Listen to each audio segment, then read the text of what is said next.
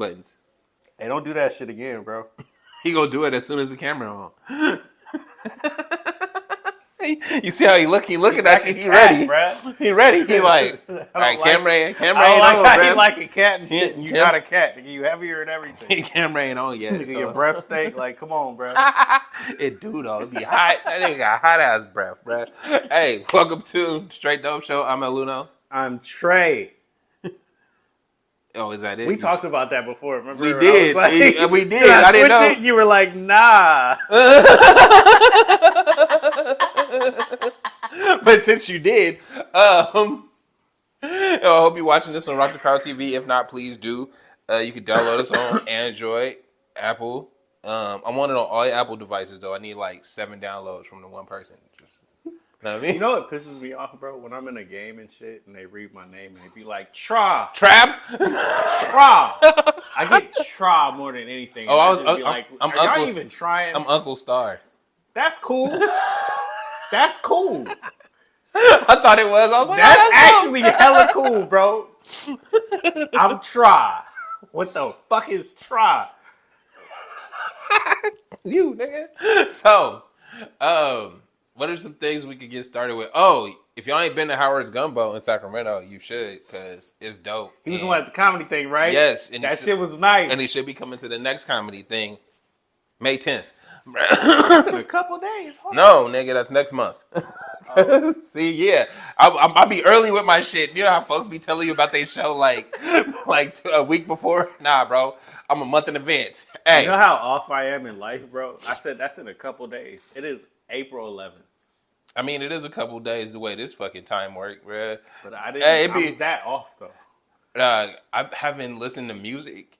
I've been listening to music very sparingly, right? Mm-hmm. But all the songs coming up to DJ playlist AI thing be like, yo, this is what you was bumping in 2022. And I'm like, yo, that was yesterday, my nigga. What you mean, bro? I was just slapping this. It was like, and then there'd be a song I haven't heard in a while. It's like, you were listening to this in 2020. And I'm like, yo, this is my hit, bro. I know all the words and shit. I'm like, how the fuck? My shit has been the same for years now. It's like, if it ain't Sade in there, that's trash, like bro. That's trash. The Griselda shit. Hey, no lie though.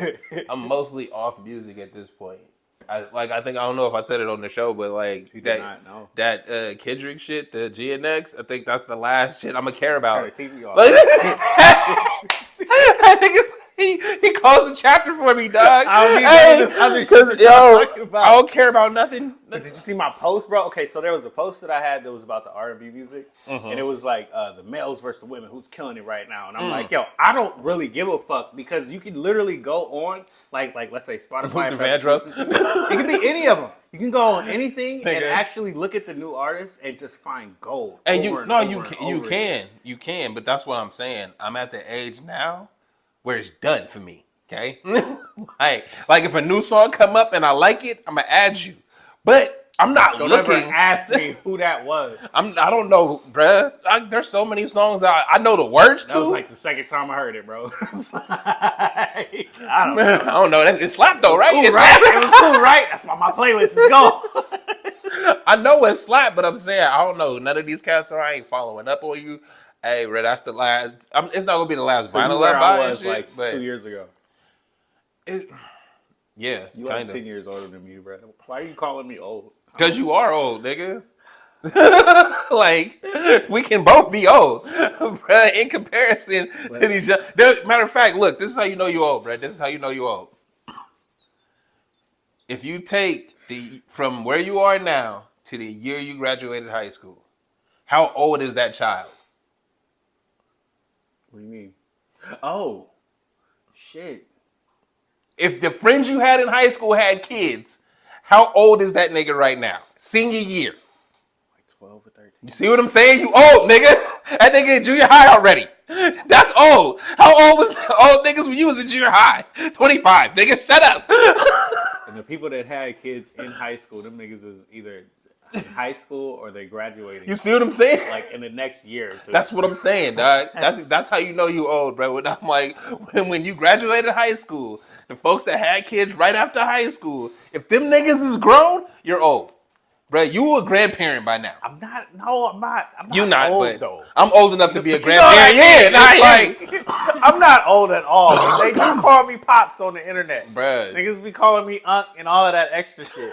Dog, I remember, I'm newspaper old, my nigga. So am I though. No, but check like it. we in the same boat. That's what I'm and saying. I'm 10 years younger than you. Am I 10 years older than you? It's like, I don't think it's so. like 8. It's close. It's like 8. I'm 32.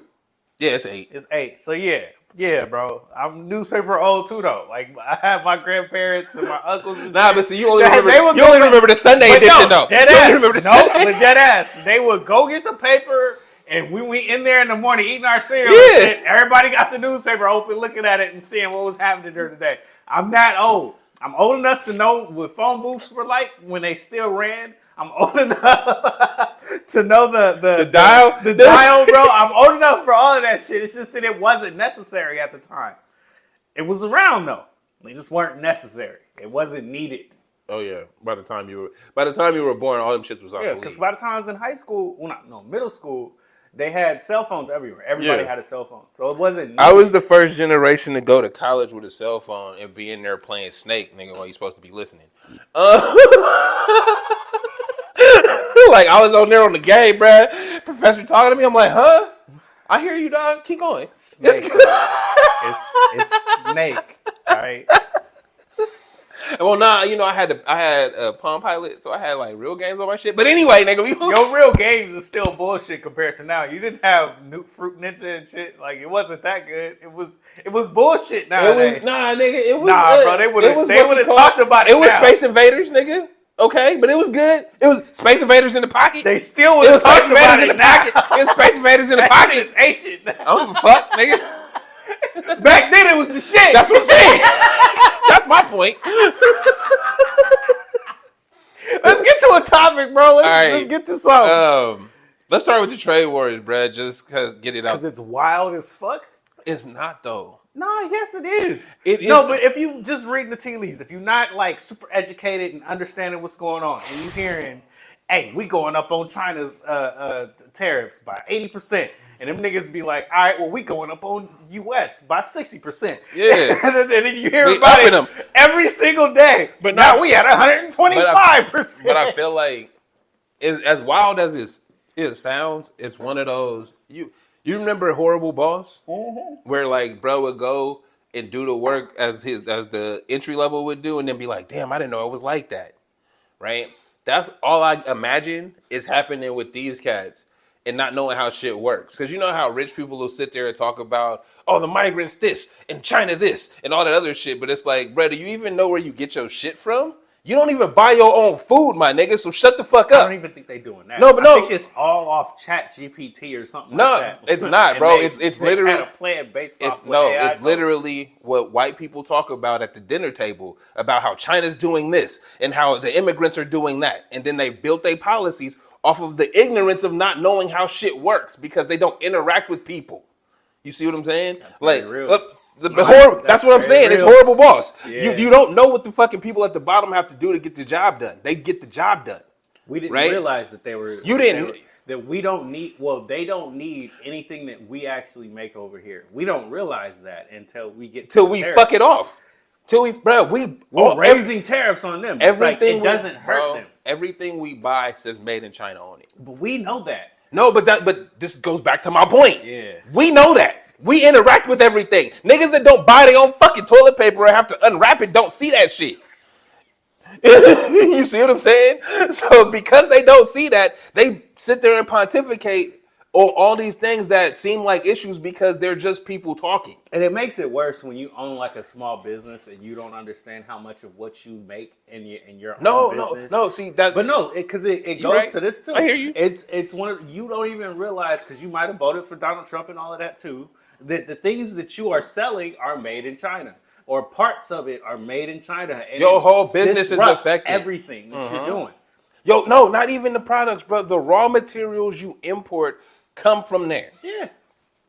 And you're at a stalemate because you don't know what to do. Or you paying get it from made in the U.S. because it's going to outprice what you're trying to make. Mark Cuban was on the shit saying he got his drug company or whatever that sells discounted pharmaceuticals. Off top, he like, we just gonna pass it on to the consumer. Our margin is already 15%. We'd have lowered it to the lowest we can to continue operation. If these tariffs go into effect, bro, we gonna pass it directly on because that's the cost of doing business. We don't have room to eat that. We don't have Nike margins where the shoes cost $10, but we selling them for $350. We don't have that margin where it's like, nah, bro, whatever. We can keep the prices the same because it's only gonna eat out a little American bit. People are gonna have to eat the cost of this, and you just got across the board on everything. However long that this lasts. But everything in America is imported. Everything. Just about. The few things that aren't, like oranges, are made in. The few things that aren't still, but you fucking them too, because the agriculture and shit that we have, retaliatory tariffs, nigga. They not just gonna let you charge over here. They like, oh, you charging for our shit, bro? We charging for your shit. So all the avocados come from Mexico. But we disrupt the market because of it. He got avocados. I don't even eat avocados like that. Avocado toast, bitch. What are you doing? I don't even eat avocados like that. But it's like but again, it's back to my argument. Whereas people that don't know how things work, making policies where it's like, bro, they had a whole ad campaign.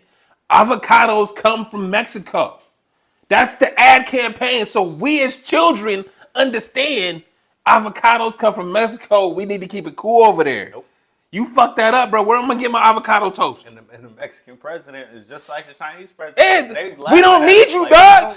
Bro, you don't matter what you do. We don't need you. Raise some tariffs? All right, we're going to raise some tariffs. Like, America is that bully that think the school is behind him.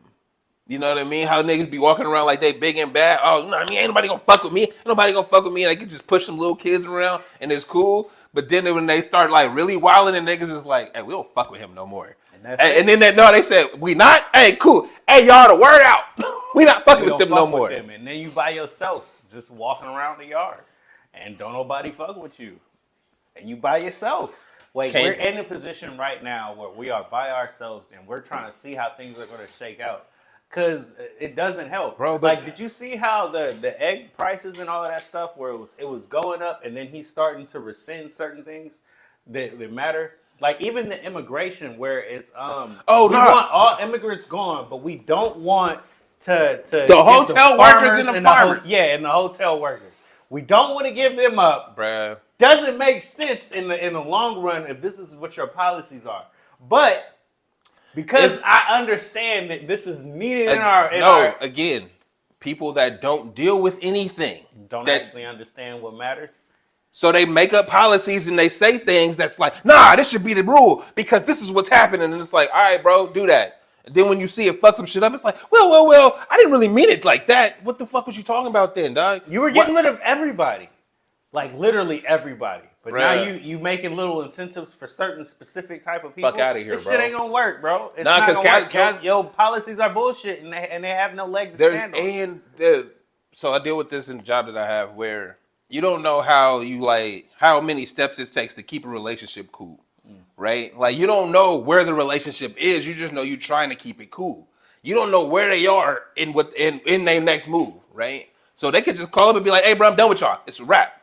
Because you've been trying to keep it cool. We see you've been keeping it cool, but y'all fucking up now. I can't deal with this no more. And we moving on. Your perspective, it was like, hey, they just didn't want to deal with us anymore. No, and it's like, you don't see what the fuck you were actually doing. Or you don't see the work that was taken to keep it cool. Bro, I've been keeping it cool. Every time some shit fuck up, I'm like, hey, it didn't matter to you. Hey, we good. like right, I kept it cool for so long.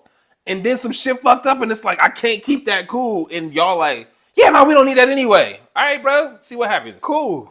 All right. Like, that's how y'all what we gonna do. Mm-hmm. So, I mean, it sucks because we have to live through it, but it's really the eye-opening moment for a lot of people that don't know how shit works. Because we at the bottom, we know all the ins and outs and the intersections of shit, right? We see it. We know people. It's that easy. Well, we know it from a street perspective. But that's what I'm saying, though. We know it from the bottom, bro. We know where all the ins and outs of how this shit works. We not pontificating from our fucking ivory tower where we don't actually have to deal with people. We have to go out and buy our own toilet paper. We got to go out and deal and find our own fruits and vegetables if we go into the fruit stand type shit. Yeah. Right? We have to do those things so we know these niggas in the community. We understand what they provide. If you don't have to deal with them, you don't actually understand what it means to get rid of all immigrants. You see what I'm saying? It doesn't. It doesn't hold weight to you until you see them actually go. Not in a see how it impacts your not just your economy, but it impacts your community. Bruh, in a country built off immigrants.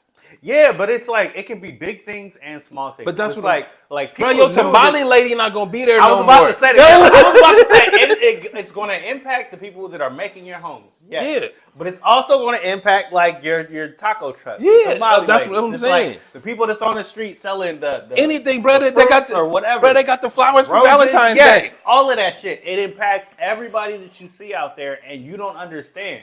So it's like if we're going to protect hotel workers and what was the other one? And farmers, and that's specific, and that's it. But it matters more than that, and we're going to watch how it affects everybody around us. Mm-hmm. Us, the people that have to deal with that live in these communities, bro. That understand how the world works, bro. Like I said, it's cats that you know how people always be mad at people with education and shit, mm-hmm. right? Because it's like you in your ivory tower, you're not really in the streets understanding. The same argument can be had for people with money that don't have to deal with this shit on the bottom. Because you up here, you not work. You don't ever have to interact with nobody. Then when you see your favorite person missing, right? You like, oh, what happened to her? They got deported, and it's like, oh shit. Yeah, they were part of that. Damn. Yeah, I needed them. But what's her name can't do it like she do it. Nope. It's like, no, she can't. But she's the only one that's actually here. She's left. And break down and cry with her job. Too much. Then we need to protect the farm and the hotel workers. Right. You see what I'm saying? Like, y'all stupid as fuck. We give too much credence to niggas that have money like they know something. But it's all hate. It's all based on hate. No, it's based on hate, but I'm saying we as a people assume that people that have money know something. Also very true. And I've talked about this several times about the Elon Musk thing and the people that I talk to. They don't know shit. They don't actually understand. But they know that they have a lot of money, and because you have a lot of money that you must be smart. Those two things don't go together, bro. I've never assumed a basketball player was smart. Yeah. Football player, baseball player. But if you've ever been in a class with them, you definitely know that shit from that. But they got the most money. You see what I'm saying? I've never, because I've had the experience to know, hey, bro, you can be super talented, super athletically gifted. That does not mean you know what 2 + 2 is. Bro, the worst class that I've ever had was, what was it? It was athletic, something like science. I can't remember what it was called. But it was, one of those sports classes where all the sports dudes end up. Yeah.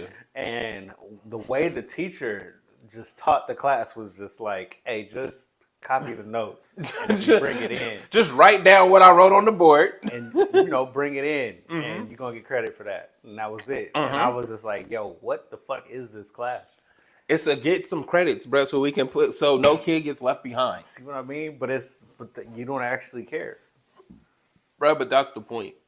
That's literally the point. It's like that's why I'm saying we can't assume because you have money that you actually know anything. And even if you're very smart in your field, you don't know what regular people deal with. Anything out of your expertise, you don't care about. See what I'm saying? Or it doesn't affect your life enough for you to try for you to even care. It doesn't matter. Bro, so I should never take your word on anything that has to deal with us, that deals with the people. Why would I do that? Because you've been so far removed that you talk to other people like you and y'all come up with dumbass plans. And when we talk about this stuff, I feel like we're speaking in that echo chamber where it's just like, we're only going to hit the people that understand what we're saying in the first place. We're not going to hit anybody that's actually needs to hear this. No, it's like I said before. We going to say what we going to say. And then when people start looking for the answers, they there. I'm not talking to you trying to convince you. I'm telling you what it is. You figure it out on your fucking own. And you gonna see. Because we are at that point where fuck around and find out. Everybody's been making that right, everybody finding out. Anyway. Yeah, like I said, we had to get that out of the way. Yeah. Let's talk about some other fuckery, though. Bro, Mike Malone, bro, can't catch a break out here. But They bullshit. did you see the last one I sent you with all the moves that the GM was making? I didn't look into it. The GM for the Nuggets was drafting niggas, trading capital or whatever for weak niggas. Essentially, I don't know who they are, but they wasn't high caliber. I'm sorry, but the way you described that, they was for weak niggas. What? Well, I don't remember the player's name, so I can't say him specifically. But in the little thing, it said they got rid of some players and some picks, right? And then they brought in a untested point guard backup, right? And Jokic is like, I need a veteran behind Murray to back him up, and if he not there from injuries. This is where the Russ thing kind of comes into play. Right? So that's why Russ ended up there, but it's because of all of the other moves they made to get rid of the bench players that they had. You feel me? That they had to they tried to do this. We're trying to be cost effective, but and these dudes over here are trying to win. But these are all things that the GM did on his own. He Because my idea, because I'm not worried about what they're doing. I'm trying to be cost effective. No, but that's trying to get the players in here that might have enough ability to do that. But they don't. That's the problem. Right. No, but that's the thing. Well, but when you say they might, that's when you get to the argument with the dude not getting played over Russ. But I'm like, bro, you got Russell Westbrook on the bench. You're not letting him sit there for too fucking long. That's a Hall of Fame. Why the fuck would you do that? Why would I do that? But I don't care because I know what he costs and I know what this guy over here costs. Nah, dude said it the best. I ain't never seen somebody making league minimum matter this much to an organization. So when you say he got the talent in my thinking and all that other shit, all right, bro, but did you consult the coaches that got to put him in the game? Did you work? Like, it's a collective. Like, we was talking about the coaching. We'll talk about the coaching part, but like I said, my coach told me in high school, nigga, this is a straight dictatorship. Okay, if you don't like this shit, you can go. But it's different when you get to that point where it's like you can try to run it like a dictatorship, but you're gonna be out of here. If you don't do what I want you to do. But what's fucked up is they both got fired, and it seems like, without being involved, it seems like it's one person that was fucking shit up. Who's the person that I hate at every fucking job? The nigga that got the fucking ear of the owners, they're the ear of the people in charge, right? And do whatever the fuck they want to. And when you say something, they run to them. It's never like me and you got a beef. You run into the. You see what I'm saying? Nah, I'm gonna tell them. And this hoe ass nigga, you bitch ass. Yeah, but we don't really like him. And so so at that this is why I think y'all should get rid of Cuz. At that point, that's why both of you get fired. And it's like that's some hoe shit, mainly because if we're here collectively trying to win a championship for this organization.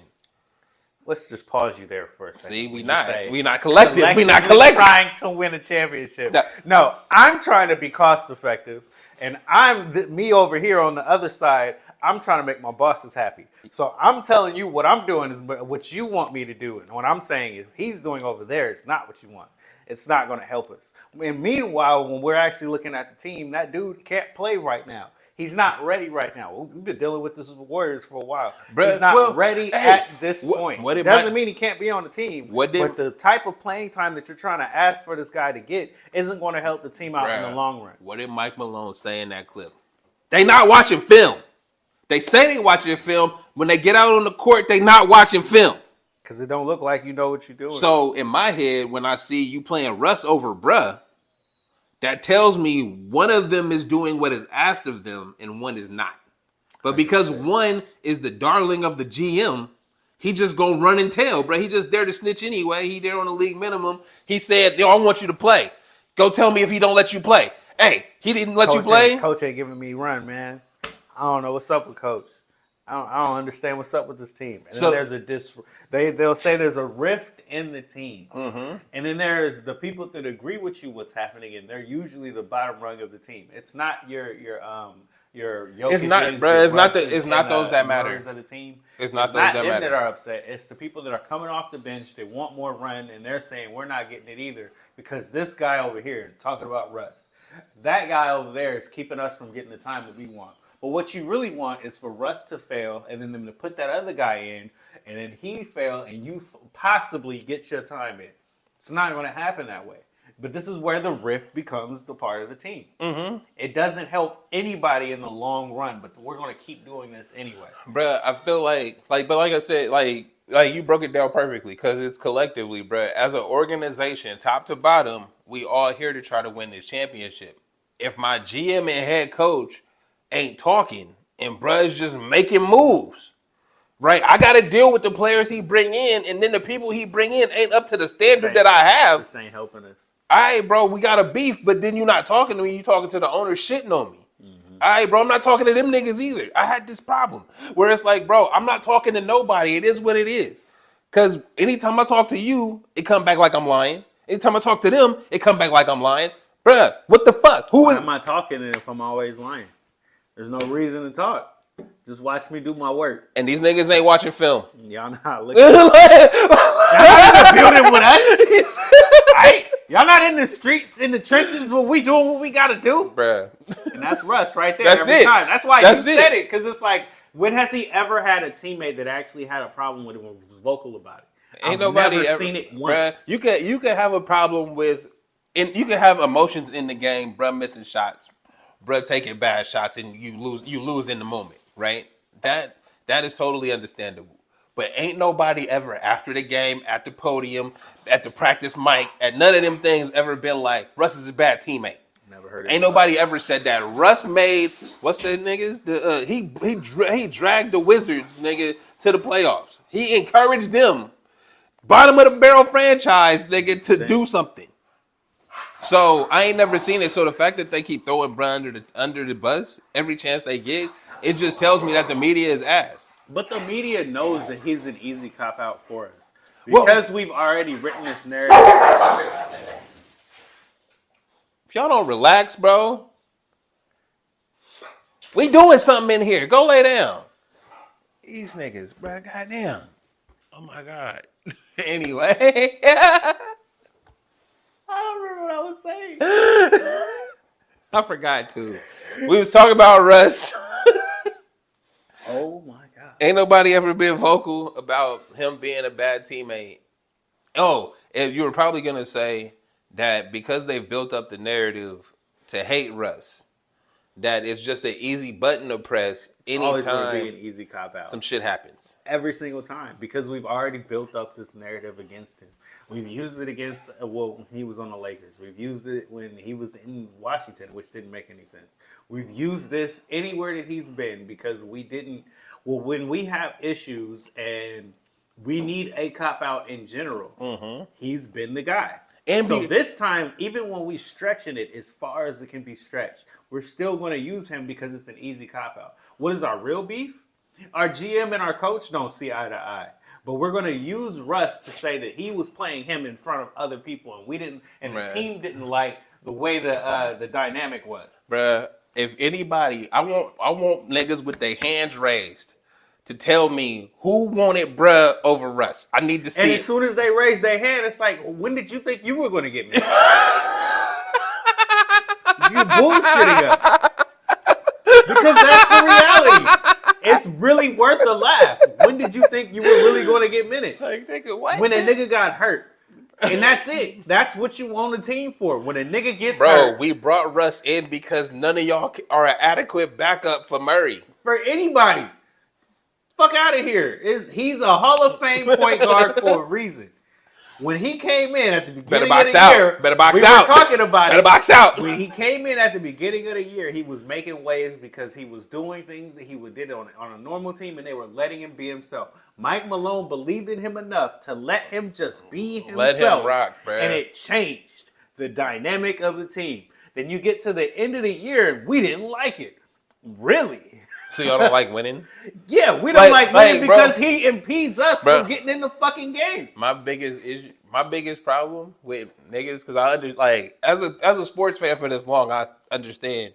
Like, people, you want to be competitive and you want to play, right? But you also know if you play in the game, if the team wins, we all win.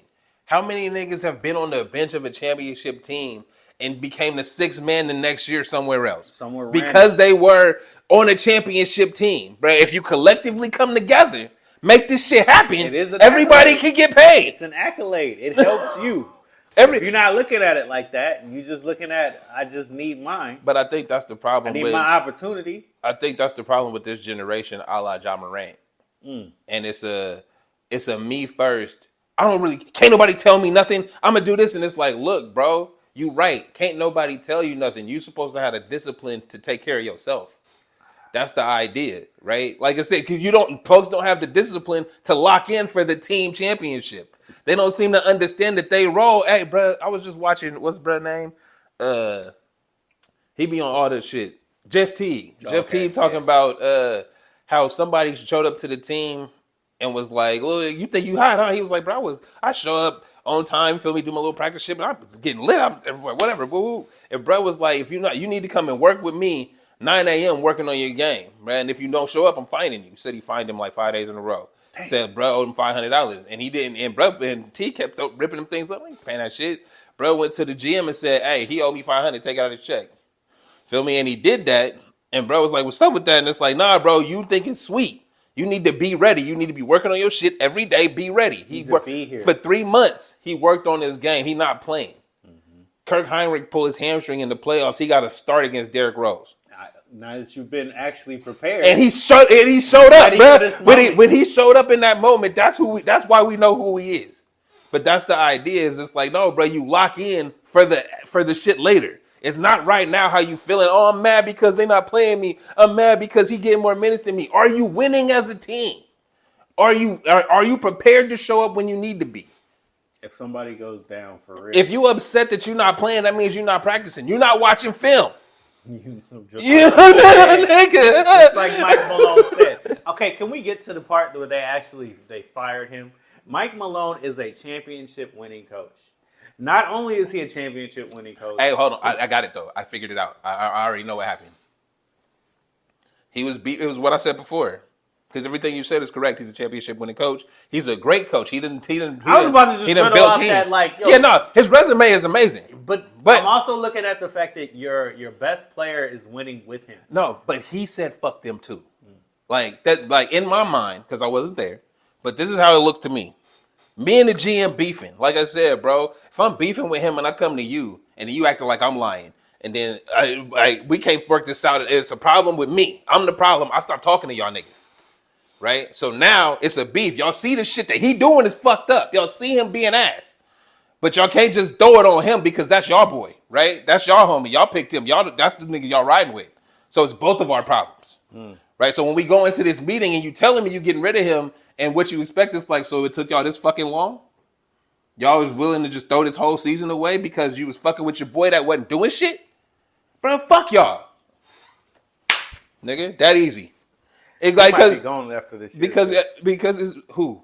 Oh, Jokic? Yeah, probably. But that's what I'm saying is it's like, bro, when we've been beefing for this long, and then you want to have a sit down with me, right, and tell me what I need to do better. Fuck you. Period. Dog, when I've been telling you, when I've been telling you what the problem was, when I've been trying to work this shit out, nobody gave a fuck when I said it. But then when he come over here crying and shit, we got to have a meeting. Yeah, we got to sit down. Nigga, don't talk to me. What the fuck we talking about? This is bullshit. It's not a real team. You not, bro. We not here to win. We not here to be great. We here to appease niggas that are ass. And this is why their team is in the position that they're in. So when we look back to this next year, because they're most likely not going to be in this position again. He just had the best year of his career. He was an MVP twice before, but he just had the best year of his career. Say that again. So he was an MVP twice before. That one of them was stolen from him. But it's okay, though. He was an MVP twice before. And this year that he wasn't an MVP was the best of his career. And we kind of fucked this off. Yep. And it's all the things that you said. So because we have rifts between us and management and player, whatever you want to call that. It's really just management. Because I feel like if your management is solid, fuck what the players is going through. Nigga, we winning. You see, like, but because there's like every what do I want to say? There's an analogy I can't get. All the rats jump off a drowning ship, right? Like when the shit's sinking, then we start pointing out all the problems. If this shit Too floating, late though. If I was telling you we had an issue on defense before, no, but that's the and thing. you didn't get defenders, you wanted me to just play that one guy that you picked. That doesn't help the actual team. And you're not helping the problem. But that's what I'm saying though. Is at the end of the day, when the shit's going down, everybody abandoning and being like, "No, it's their fault. It's their fault. It's their fault." While it's happening, if we was solid, together, and the ship is sailing. Nobody's saying shit because we sailing. I'm looking at it like they probably were having this issue when we were at the trade deadline. Absolutely. And you know how what moves they didn't move? What moves they didn't make? I was about to say that because it's like you look at the Warriors and it's like we were in the same position. We were a 500 team and we were doing really bad. But it was like if we don't make a move, we're just calling it quits for this year. And they went and got Jimmy Butler. It worked out. It was a move. It was a move to be made. Right? So if the same thing for this team is we know we need to make a move. We know we need to get better defensively, probably on the wing and everything like that. Bro, we don't make the move. You're telling me what? We do. I'm not even a Nuggets fan, and I can tell you that you got Jamal Murray, Jokic, and Russ, right? Then you got Michael Porter and a couple other cats. Aaron Gordon, right? Who's Yeah. your backup? Who's your backup ball handler? Because Russ is old, bro. Granted, Hall of Fame player. He could give you a solid 20, but who's your other backup ball handler? We have one. You got the dude that they've been trying to fucking play on the league minimum that's average 5 points a game. Yeah, he ain't it though. You see what I'm saying? So you tell, like you said, you already showed us you quit. You already showed us you wasn't trying to make these moves. Well, if I'm management, I'm sitting here telling, I want you to make the moves that we already made work. I want you to make that work anyway. And it's like it does. You can't make a square. What do you call it? Square peg fitting around a hole. Like, and that's what we're trying to do. That's exactly. And we're trying to push that point. And if you don't get it done, all right, well, we'll fire Mike Malone. He didn't get it done because he wasn't a good enough coach. So it's like, who are you going to find that's better than the championship winning coach? That this is why we sitting here saying most likely Jokic is out next year if he can be. It might take half the year, but you want to go somewhere where it doesn't look like they're trending up, my nigga. I just had the best year of my life, and we fired my head coach, and we playing for the 8th seed, and we might end up. Well, we're not going to end up in the play-in, but we were very close. You know Isn't the 8th in the play-in? Yeah, but I don't. Are they in that? All 6 of them teams is in that. Damn. See, that's bad. Yeah. From 4 was it 4 to 8? Yeah. From 4 to 8, bro. All of y'all is 2 games. Everybody got 2 games left, and there's 2 games separating all of you. They most likely still gonna make the playoffs, but the point is, you shouldn't be that close. And this isn't like the players didn't do enough. Like maybe Murray, you can say he wasn't as good as you wanted him to be this year, but you had an opportunity to trade him away and try to get something better, and you didn't do it. You could have you traded assets, bro. When you trading away 3 years of second round picks, bro, what else we got? What else do we have available to trade away? If we trying to maintain our nucleus, right, and improve, bro, you trade away our assets for people that we don't want. Again, collectively trying to win a championship. If you the GM and you just making fucking moves, bro, that don't fit the pieces we need, or consulting niggas that this is our fucking job. We are discombobulated. All right? And if we look at the league, there are other teams that are completely and utterly discombobulated. But not the Kings, though, nigga. Oh, my bad. Was that the moment for you? It was. That was the moment for you. I'm not even gonna be. You know why? Because you said discombobulated, and I'm like, they be shitting on the Sacramento Kings, nigga, all the time. And nigga, we made it to the playoffs by getting rid of our cornerstone. Nigga, got rid of the coach. We got a nigga right there, never coached before, bruh, and we made it to the play-in. That's all. Y'all literally said through the chaos, we will rise again. Motherfuckers in the locker room read biblical scriptures. Hey, this is how we gonna make it. They not gonna hold us back. I wasn't even gonna get on the Kings, but I'm happy for you. I was only because you said discombobulated. I'm like, it's not us, nigga, for once. Like we out there, you know what I mean? like good for you guys. We not the Suns. Y'all got into the play-in. Look, bro. Hey, hold on. The Suns. So, out of all the teams in the NBA, you can either make the play-in, the playoffs, or the lottery. Mm-hmm. There's one team that didn't make none of those. Yeah, we fucked up all the way around. We traded away our picks. You traded away. Didn't do Hold well on, enough. bruh. You did all the wrong shit you would do as a GM on 2K. Like, bruh gave somebody a no trade clause. We A traded. player that literally don't care. The game where he was against the Warriors, bro, and Steph making shots and this nigga laughing about it and you know He ain't tripping. smacking him on the way Good back. shot. Good shot. Shit, boy, that was crazy. That was nice. It's like, nigga, you ain't mad. He did that again. He did that on you. He like this is a pickup game. We ain't tripping. All right, I ain't anyway. You know what? When I was on my route and I'm listening to the radio, there was like I've never seen a team not care as much as that team did. Bruh, somebody said they tried to lose so they wouldn't have to be in the play-in conversation. Somebody said pray for Devin Booker. He went from playing for no reason to legitimate championship opportunities to dropping 40 and nobody cares. Right. And it don't matter. Also, in the midst of that, I was on the Olympic team and we won. Also, partly because of my willingness to go both ways and do the defense and the offense. And to put the work in. And just really be there for the team. Yep. So I am that good. Yeah, but you putting up 40, bro. But it don't matter, do it? Nah, not at all. There's also KD on my team who's supposed to be one of the most greatest generational talents of all time. You know, bro. I'm so sick of them talking about, hey, he gonna get traded to your team. I hope not. No, you know what? KD is so cold because it's like everything you say about him is actually true. He's really that good of a basketball player. But he's just not a leader, dude. And that's fine. You don't have to be. But you worth like too much money to not be a giant cornerstone of the team. No, you're not. Yeah, but you know what I mean? I hear you. I understand where what it's you're like, saying. look. I got this, he this master plan. Right, Hold up. He Ray Allen making LeBron money. He's better than that. No. So hold up. I got this master plan. All right? We got 5 dudes. We gonna rob the bank. Okay? This nigga's like, I get 3/4 of what we get. Hold up. That's my getaway driver though, right? He gonna take 3/4 of all the money to sit in the car and wait for it. And you know what? That's so good. He's not that great of a driver. So he might fuck up on the way. You know what I mean? He might break his leg or some crazy shit and have one leg drive. But we gonna make it work because we believe in him. He used to be one of the best. He was one of the best ever. Oh my God, that's.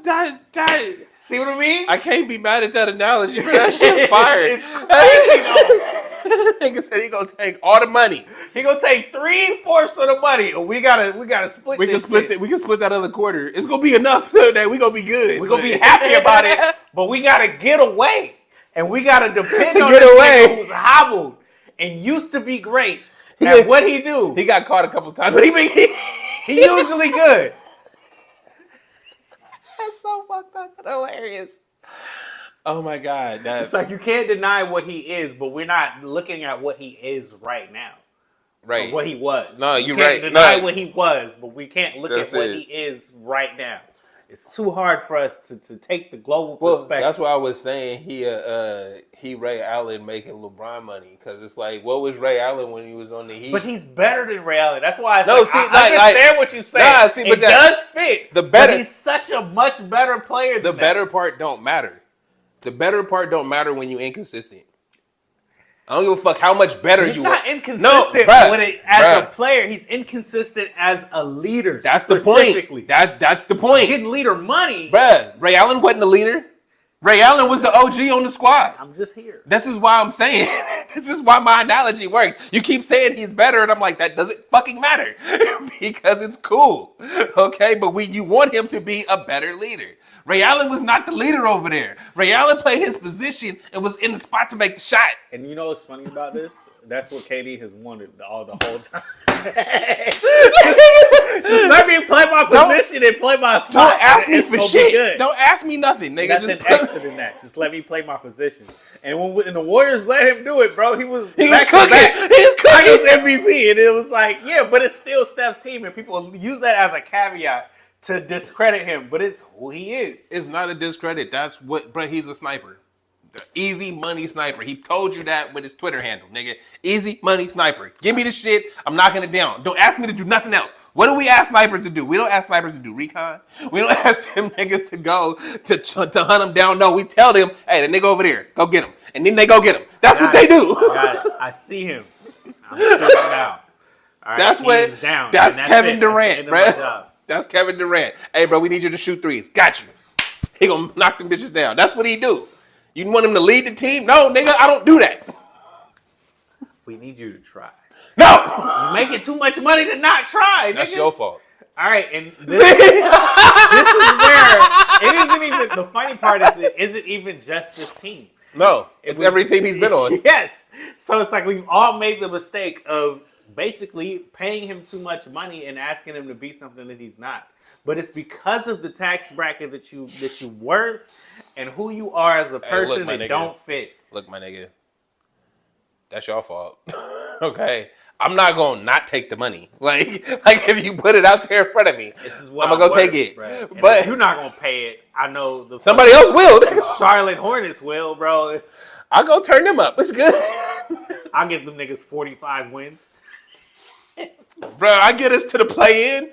What did he do for the fucking Nets, bro? Get him to the play-in. That's you know what I mean? Or right on the edge. Foot on the line, bro. Foot on the line. That was one of his best moments since leaving Steph. That's all you asking for. Foot on the line.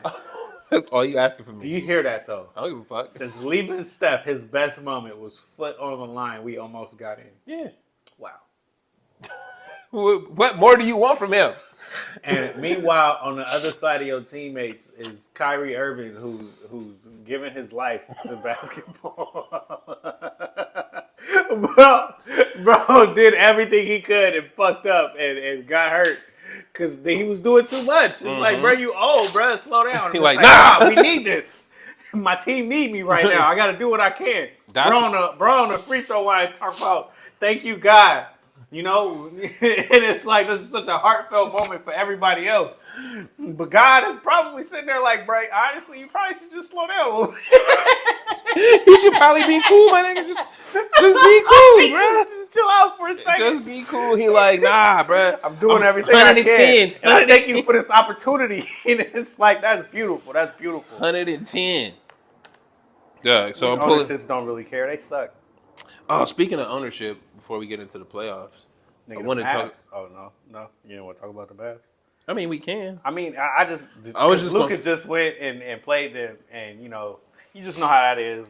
They were ready to boo the owner and cheer on Luka. Yeah, right. Luka is sitting there with tears in his eyes. Yeah, boo, and then cook their ass, and beat the fuck out of him. But I mean, I feel like he.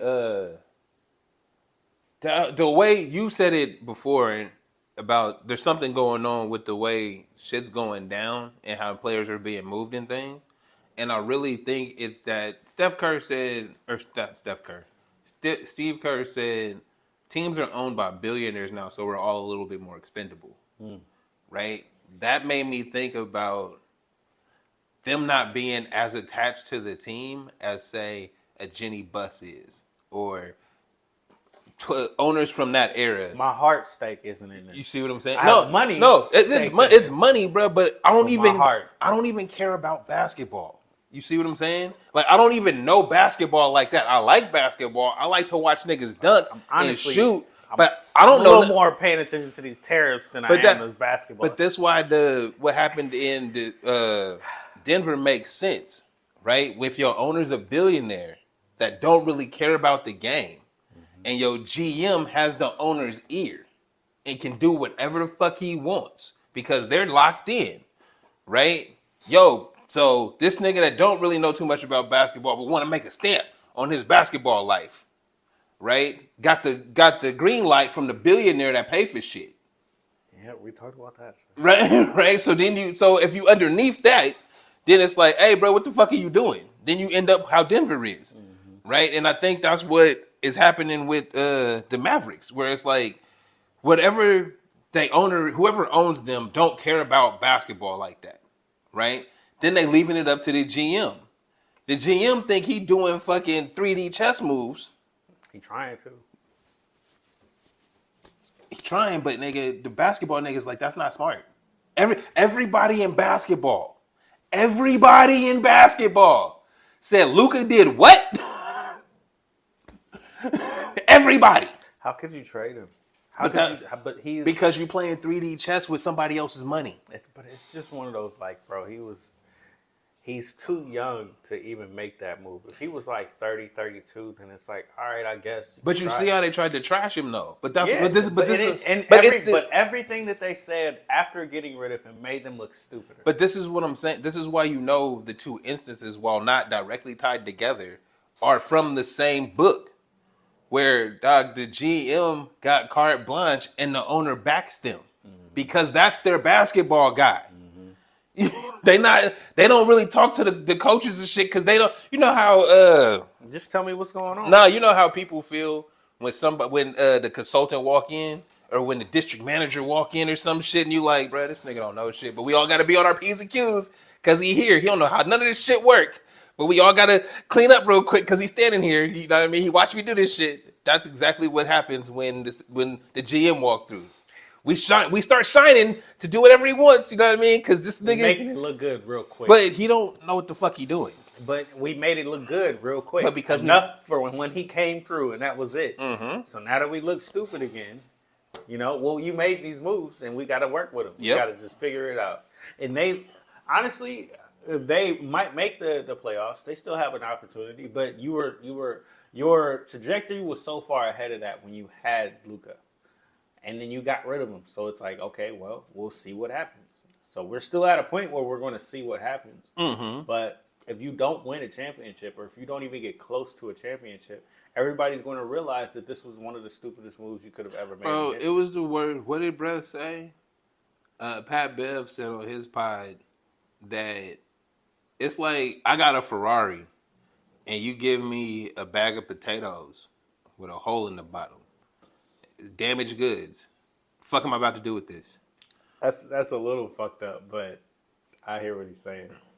Is it though? Hey, look, Brett. Hey, look. Hey, whatever you about to say about AD, we done been through this.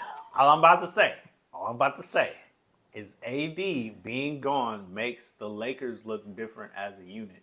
Where when you get to, because it's like if you just look at what the the Dallas Mavericks did, it makes sense that that's one of the worst moves ever. Uh-huh. But when you look at how it affects the Lakers team, AD being gone changes them drastically. Absolutely. But if you're trying to play them, if you're trying to play against the Lakers, you might like that matchup better because AD was such an incredible defender. And we don't have to worry about him anymore. So now you got three dudes that can really dribble the ball, which is really fucking cool. But can't nobody stop shit. You not stopping me. So if we can stop y'all for any length of time, we might be able to win this game. But you couldn't do that when you had AD. If AD take over, if he didn't get hurt, if AD could take over, he's going to win you that shit, which is why they got a fucking championship already over there. So them trading him really matters. That it's a different look. I like that perspective. But it's only because I'm a fan of a team that's going to go up against them and it changed everything. But from that perspective, that leads to the conclusion conversation. Because you making moves to not benefit you. You see what I'm saying? Which doesn't make sense. Like, and that not at all. Like I'm glad you said what you said because I appreciate the perspective. But who's not going to take the deal? Hey man, I just got $10,000. You give me 100. Yeah, I'll give you this. Absolutely. And like you're not. Well, it's weird because of the positioning it does for the Lakers as marketing when it comes to the marketing part, right? Because cool, bro, they got the championship with AD. You shipped him over, and now you got an international star on an international franchise, right? One of the few franchises known globally. Now you have somebody that you can market globally. And we know that's what the Lakers care about. Like, you see what I'm saying? So it's like everything you're saying makes sense from a basketball standpoint on under collusion. Where it's like, bro, you did this for the league. We don't want them to win, but we want them to get the It attention. doesn't really matter You see what I'm if they saying? win or not. We know that we're going to cover them more than anybody else. We got 2 stars that are generational, and even when 1 star leaves, we got another guy that's generational, and he gives us the global perspective as well. So we're winning on all fronts over here. Yeah, we got what we needed. It makes a lot of sense from the marketing perspective for the Lakers and the basketball sense for everybody else. Right? Like it's one of those, like, we don't want the Lakers to keep winning, we just want them in the conversation. 100%. So to keep you in the conversation, you got an extra superstar. For you to not win, we change your defensive liability. So if we're behind this, like you said, collusion. If we're behind the doors making these calls and talking about it, this is what we about to do. This is the best move that we can make to get what we're actually looking for. Like and you said, we don't want them to actually win. We just want to put them in the conversation. We just want to, let's get rid of your defensive anchor, who's a generational talent, and give you another generational talent that's really good on offense. Because right now the Lakers are 3rd place in the play. We don't really give a fuck what happens to Dallas. Who cares? They don't matter. We try to move them anyway. Their fans might be upset, but who gives a shit? We'll just sell you to Las Vegas. Fans are. I feel like fans unfortunately don't matter, but I feel like they need to know that they don't matter. Yeah, they don't. Right? Like, because I keep seeing. We'll get into the playoffs, but I want to talk about the baseball thing. That's where I was gonna go. Yeah, because I was gonna say that I just seen a clip from Pittsburgh where there was announced attendance of like 10,000 or so. Right? This is an MLB game in an MLB stadium.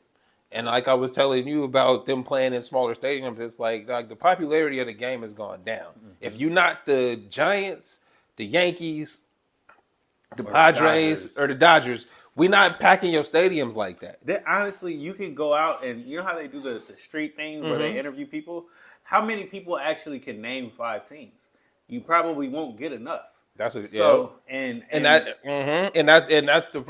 problem. So it's like they're reducing the size of the stadiums because it looks better when it's full, even if it's only 10,000 people, right? And the popularity of the game has gone down. I forgot why we were talking about that. I don't know what you were going with. The point we were talking about the other owners of the other team. Oh, it's the owners. Because they always say that it's a shitty owner, right? They always blame the shitty owner, and it's like, do you realize the game is played when you're not there? Like if I own the team and I'm about money, I'm gonna do the things that continue to generate me money. You know what doesn't generate me money? You showing up to the game. That pays for the niggas for you to watch the game. You see what I'm saying? Yeah. The TV deals and the advertising deals and whatever. That's gonna get us all the money we need for y'all. So if I can get that still without having to care about you, then I'm going that way. Which matters. It does matter. Because if we're already not filling up the stadiums, then what do I need with all these extra seats? You know, it's simple economics. It just doesn't make sense for me to keep trying to fill this. It doesn't. But we've talked about the fact that we were so far ahead of the curve. We've talked about this before where it was like you should give these stadiums to something else. And the minor league ones. You had this, 10 years ago? Yeah, not too long ago. But you know what I mean? It only makes sense mainly because baseball is an intimate sport. Right, and it's a chill sport. The 60,000 people watching a baseball game is you feel like you need to be entertained all the time. This is some shit you go sit at the park, bruh, and you kicking it, and it's happening for 3 hours. True. Like that's what baseball is. Bro was online. I don't remember who it was, but he was saying people are complaining about the speed of games when baseball is the fuck off sport. You go there to kick it. You go there to do nothing. You do nothing and throw the game on and just kick it. That's all baseball is meant for. I actually think like this kind of changes the conversation, but I do feel like that's where the Torpedo bats came from, where it's like I think they want people to get more hits in general. Well, to drive up. They're trying to create excitement, but again, if you don't like baseball, you're not gonna like baseball. Like it's that simple. If you're not interested, hold on. If you're not interested. If I send you a clip, right? If I send you a clip of bruh doing a great defensive play at shortstop or somebody hitting a killer home run and you're not interested from that to go watch more, there's nothing else that will get you interested in the game. You're 100% right. But I also feel like because clips drive everything now, that's enough for them. But that's what. But it is because, like you said, if we're in these smaller stadiums, if we can pack these stadiums and just sell the clips, that's enough for us. It makes sense mainly because it'll get some interest. But dog, if you're not, like I said, if you're not interested by those two things, those are two of the most exciting things in baseball. Actually, Nigga, a home run. But wait. The more that we're talking about this, the more I feel like they've already conceded the fact that we don't think we're going to make new fans. We're just going to cater to the ones that we have and do the highlight thing. And that's where I really feel like the torpedo bats and all that extra, because it became a story where it's like I'm hearing it on all ways. It became a story, but it's a, what do I want to say? It's a fallacy, right? Because it doesn't, the way hitting works, it doesn't work that way, right? Like it's just something to create interest, to make you think they changed something in baseball when they didn't. You feel me? If you gonna hit it, you gonna hit it. Period. How the bat is shaped, bruh. You hit the ball, right? It's gonna go. That's just how the game go. I mean, it's still shaped the same. It's just where the weight is, right? But the top of the bat is shaped like a torpedo. So at the top of it, it's tapered, and then it gets fatter, and then it tapers again at the handle. Okay. But that, like, they move the weight, instead of it being all heavy at the top, it's just moved down a little bit. But it's not enough. Like, everything that people's talking about is just to create interest in the game. Like you say, like the fact that you brought it up as a topic, right? Like was the whole point of it. It don't change anything. What I was saying when I was talking about it with you, I'm like, is this just a thing to create more hits? Not deeper hits, just more hits. Nah, to just create some type of action in the game. It's a thing to get people talking about baseball. And this bat was being used last year. They said, oh, Aaron Judge with the torpedo bat. He don't use the fucking bat. You see what I'm saying? It's like, nah, bro, y'all bringing this up as a talking point to get people interested in the game. Because baseball is hard. Niggas can't just hit. It's like you see a lot of strikeouts and shit. It's like, because it's hard to do. Period. If 1 out of 3 times I do this, I'm Hall of Fame level. This makes Barry Bonds so great. But yeah, anyway. But that's what I'm saying, though, is it's like this was just to create a conversation around the new season of baseball. It's not going to change the numbers. Shit's not going to it's not going to go astronomical. None of those things. It's just a conversation to get because nobody's cared about opening day. No, it's for a minute. Yeah. You see, no, this year. This year, opening day was coming. No talk about it. I never heard anybody. Bro, we was talking about LeBron pressing Stephen A. We was talking about the NBA shit going on, bruh. Nobody was talking about opening day. Honestly, even after opening day, nobody talked about that shit. Can I be honest with you though? Even right now, I feel like we've already dived too far into baseball. And that's fair. You see what I mean?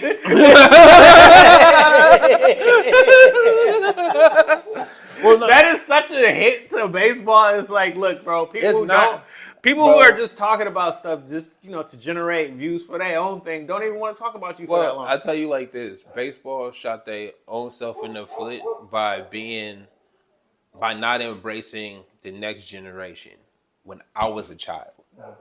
Right? I could give a fuck about PEDs and all that other shit because I know playing baseball, you still have to do the job. I don't give a fuck what muscles you got, my nigga. Can you hit?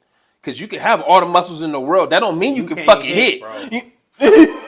Like, oh wow, it went 10 feet further. Cool, my nigga. But he hit the fucking ball. Like, it's hard to do. So it's like all of the things that they try to do they try to suppress and not make it an entertaining sport. In my childhood, they went on strike or got locked out twice. Like the shit, you pushed everybody away, bruh. And then you wanted to hold on to your traditionalist fans. Well, as they're dying off, we see you getting the smaller stadiums because you didn't embrace the shit that people love. And now you have to once again stick to your guns and embrace those traditional fans. There's only so many of them. Bruh, people what's cold is people love baseball, but because of people again, we say this the owners and shit, but they collective. It's all together. It's the MLB. They did this shit together, right? They didn't court the fans. The games aren't free no more. The same way with fucking basketball. When I could come home at 3 PM, turn it on. Oh shit, the Giants is on. Let me see what's up. You see what I'm saying? Like it was that simple. You know, it was irritating too because when I was younger, it was just like, man, why is baseball on all the time? See, you see what I'm saying? Like, nowadays, I don't even have to worry about that shit. It don't come across my feed. Cool, but I ain't gotta worry about it. But there you go, and that's the whole reason why why you go into smaller stadiums. I don't give a fuck what these people say. All those people who didn't want to see you in the first place don't have to see you no more.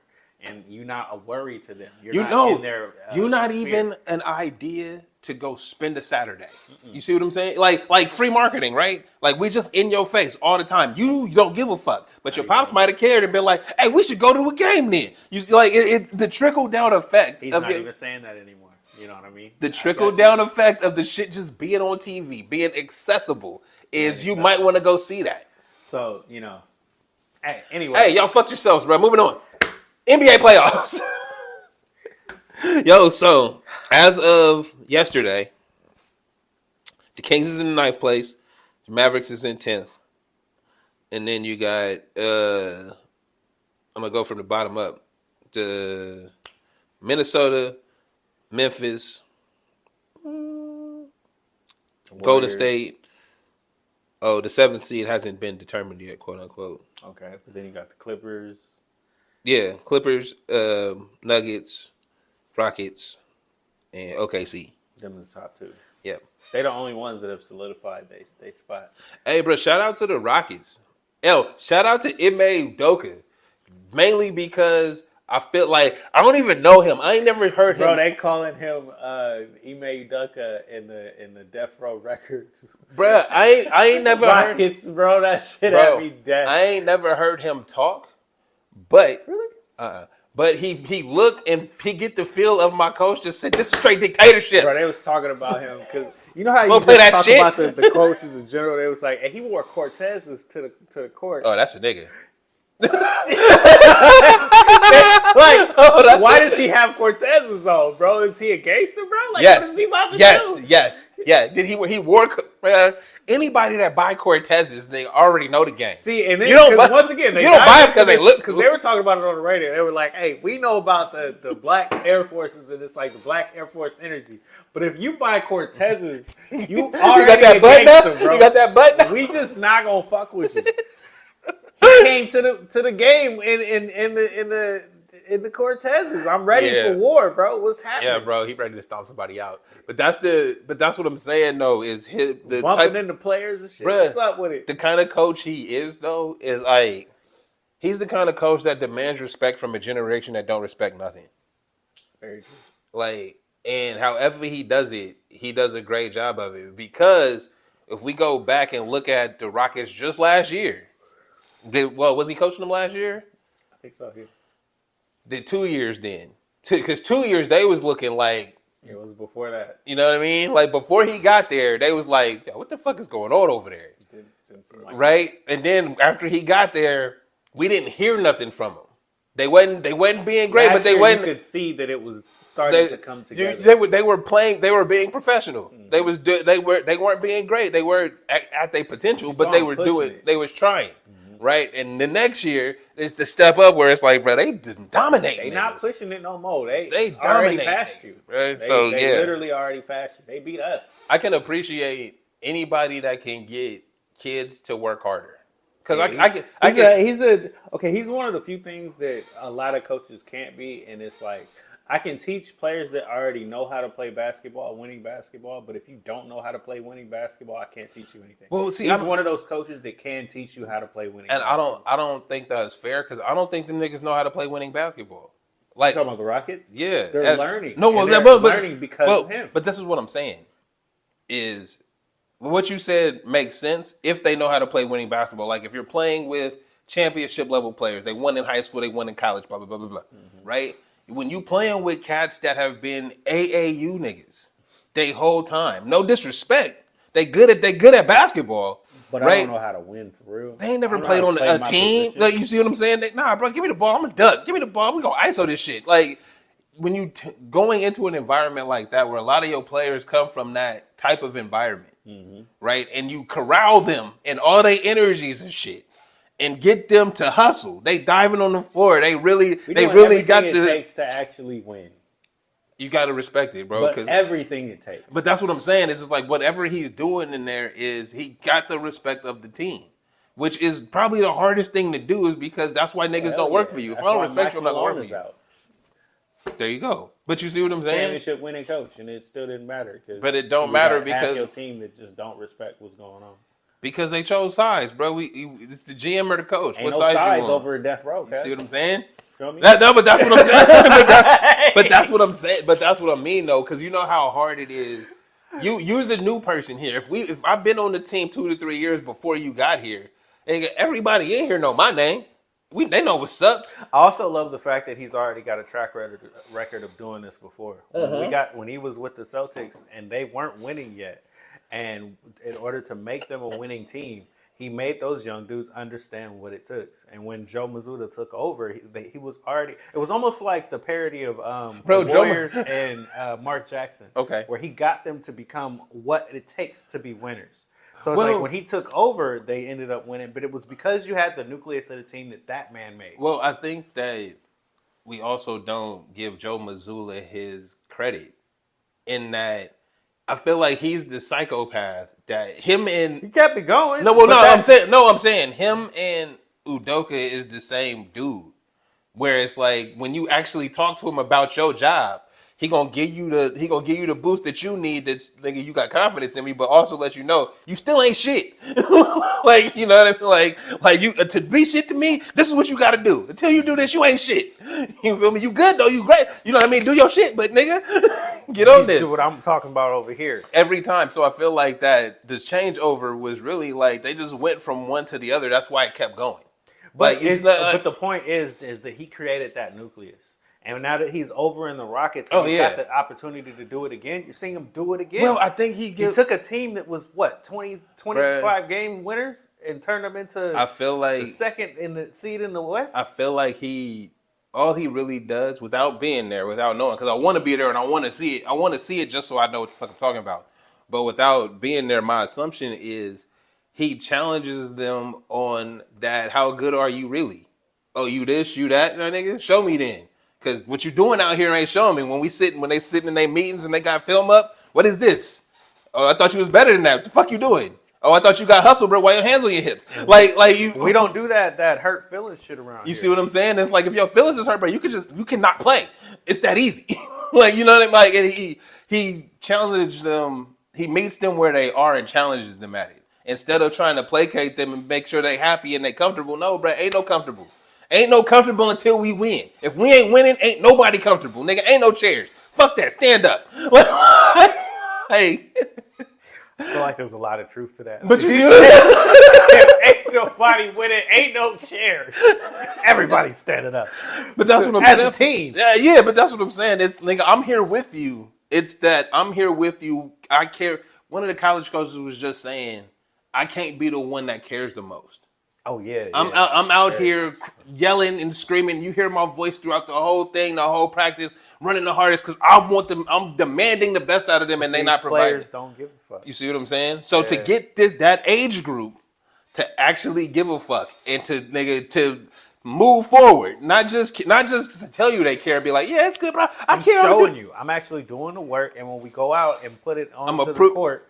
I'm proving it to you every single time. So we have to give Ime Udoka his credit. He probably should be coach of the year for this. Yeah, shit. I would say more than anybody else. Because there's nobody else that I've seen make a turnaround like that. Because the way that they was talking about the Rockets players the last 2 years, right? Like you was talking about them like they was unprofessional, they don't belong there. So when they number 2 in the league and they like beating their chest about it, like nigga, what's up with it? We want some. You got to give a man respect. You brung that to them. And it's a stark difference from what happened to the Grizzlies where it's like they had that same energy and something happened over there. You know, it feel like the heart of that team got taken out in some kind of way. And when you got rid of Dillon think it's beef, bro. But when you see Dillon Brooks leave and you see Tyus Jones leave, like I think another podcast talked about this the same way where it's like, something about that. It was Pat Bev. It was the same dude. Mm-hmm. So when you see the nucleus of that team, not the nucleus, but the one of the heart mm-hmm. of that team leave, and then they don't seem to have the same. They don't have the same trajectory as they did before. They're a good team, yes, but they're not. That's why they got rid of the coach. Well, I think it's because it's, again, without being there, my assumption would be that they not focused and there's nobody that commands the respect, right? True. Like, You shouldn't have one of your opponents telling you that you should be better. Like when Draymond got on the pod, not on the pod, but on the podium. and Jermaine Jackson? Yeah, and he was, but it's what he said that mattered. Yeah, that's his guy. That's his Spartan, bro. You should be better than this. You making fouls that take you out of the game.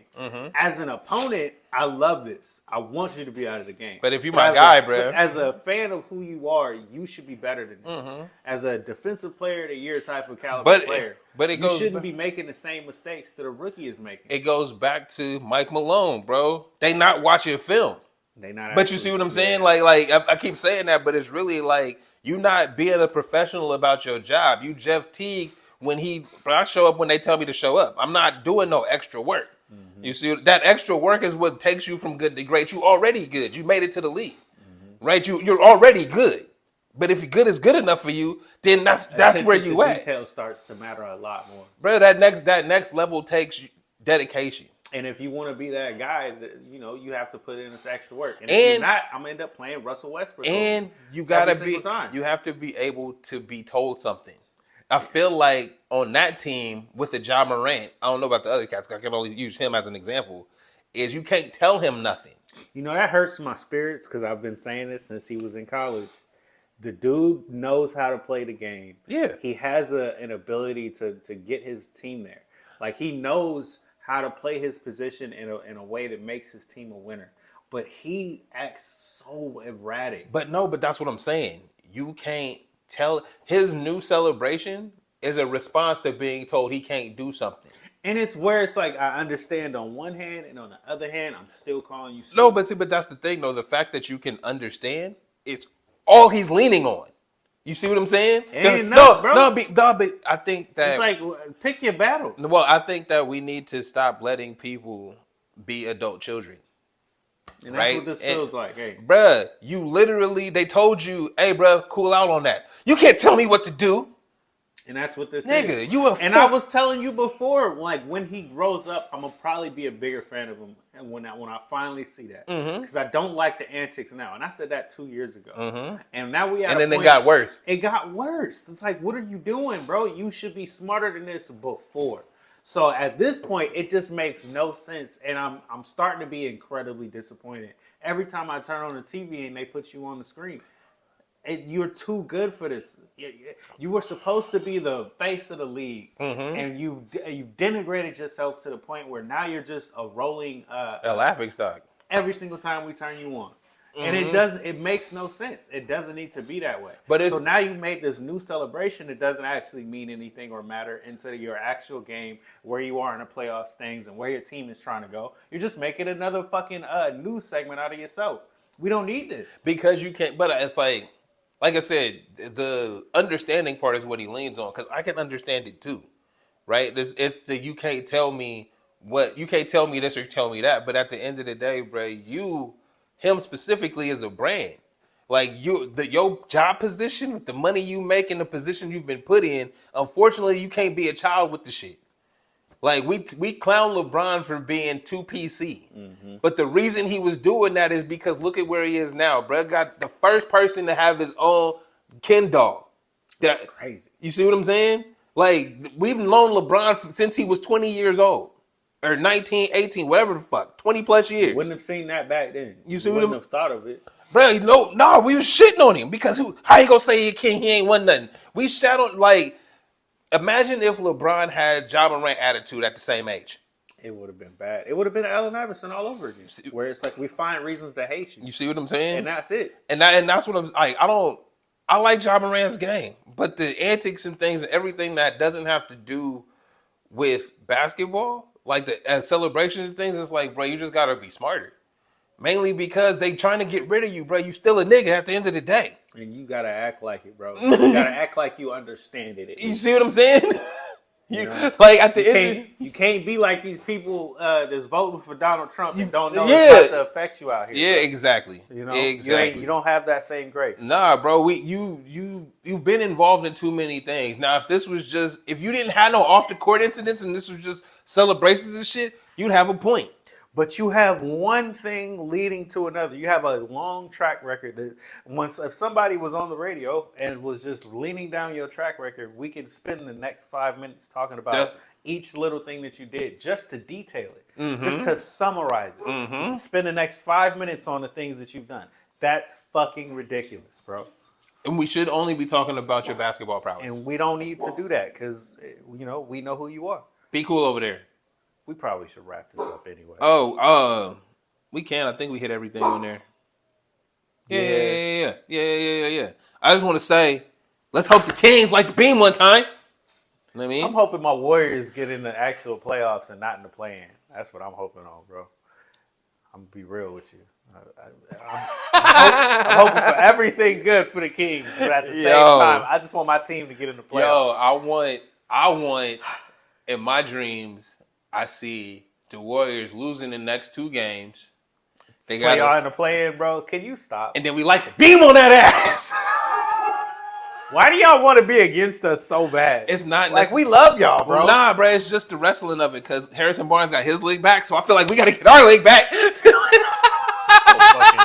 I'm so fucking done. We got to get our leg back too. We next up in line. The fuck out of here, bro. Stop wishing death on us. Y'all be all right. Y'all got Jimmy Butler. Y'all got like 2 I don't more even years. think we're going to win anything this year. I just want to see him get in there. I just want to see him get in there and not, That's why I want to light the beam on y'all, bro, so y'all can come back tomorrow with that fierceness. That next season. Feel me? The redemption. All right? I ain't going to be mad because y'all ain't going to play us. Hell nah. I want better than that this year. Oh, shit. All right, bro. We'll wrap it up. Hey, man. Hey, guys. Y'all should come to Explicit Comedy May 10th off Broadway X Street, somewhere over there, by the Willies and shit. It's going to be me, Lily J, Jose A, Danny D, and Audacious. Bro, we want to kill it. You know what I mean? And we might have the Gumbo there, too. Like, it's kind of like for show, but I ain't solidified it yet, so I ain't gonna want to tell you right now that it's gonna be there. But you can plan it. Hey, if it wasn't there, it's good enough to go get his stuff. And I think he said he he do take what is it? Oh yeah, they on DoorDash. Oh, they on DoorDash. Yeah, bro. So I be on DoorDash. Get the Gumbo, cuz. Hey, man. Howard Gumbo 2120 Marconi. Hit them up. You feel me? Hit them on the Instagram. See where they at. See if they open. Or on the DoorDash, bro. Other than that, when I tell you, bro, he was just waiting. Yeah, look at that. Look at that. Otis. Like, I can feel the end coming. Bro, you was making sure they know you was out here, huh? Is that how you feel? All right, man. Now, with that, yo, I'm El Luno. I'm TraB the Wonder. This has been the Straight Dope Show. Catch you next time.